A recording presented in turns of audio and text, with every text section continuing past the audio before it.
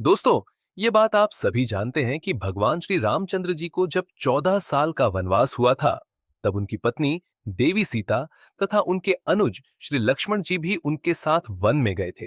आप लोग यह भी जानते होंगे कि वनवास जाने से पूर्व भगवान श्री राम, देवी सीता तथा लक्ष्मण जी ने अपने सभी राजसी वस्त्रों तथा आभूषणों का त्याग कर दिया था तथा एक साधारण से सन्यासी की वेशभूषा में वन की ओर प्रस्थान किया था।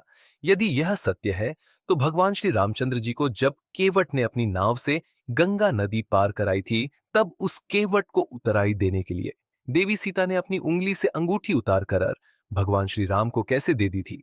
मेरे लिए यह प्रश्न बड़ा ही जटिल था, क्योंकि वनवास जाने से पूर्व जब देवी सीता ने अपने सभी आभूषणों का त्याग कर दिया था, तो फिर यह अंगूठी उनके पास क्या भूलवश चली आई थी, या फिर वह कोई रहस्यमयी अंगूठी थी? मैं देवी सीता की इस अंगूठी का जो रहस्य जान पाया हूं, वह यह है कि एक बार शेषनाग के साथ कई देवगण तथा आर्षि मुनि आदि बैठे कुछ मंत्रणा कर रहे थे। उसी मंत्रणा में किसी बात पर सब लोग हंस पड़े थे।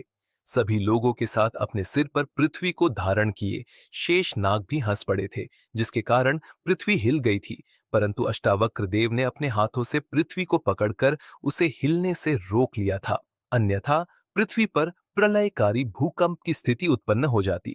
अष्टावक्र देव के इसी उपकार से शेषनाग उनसे बड़े प्रसन्न हुए थे तथा उन्होंने अष्टावक्र का आभार प्रकट करने के साथ साथ उन्हें एक अमूल्य अंगूठी उपहार स्वरूप दी थी तथा साथ ही उन्हें यह निर्देश भी दिया था कि वह कभी भी इस अंगूठी को अपनी उंगली से ना उतारे।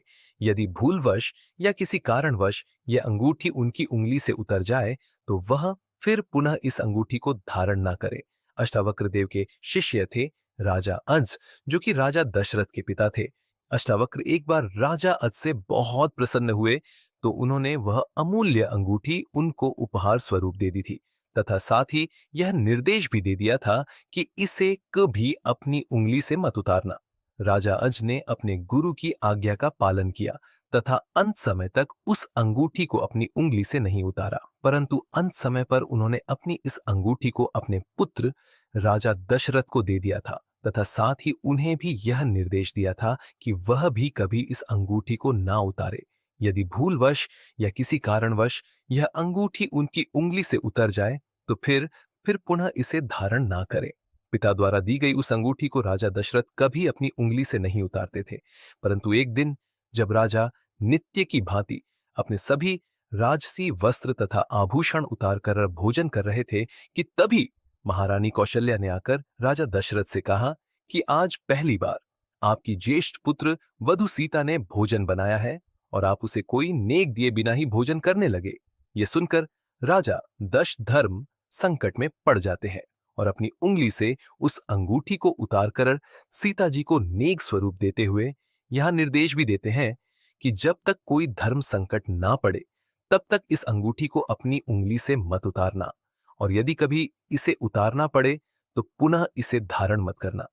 इसी कारण देवी सीता ने वन प्रस्थान करने से पूर्व अपने सभी राजसी वस्त्रों तथा आभूषणों का त्याग कर दिया था, परंतु अपनी इस अंगूठी को नहीं उतारा था।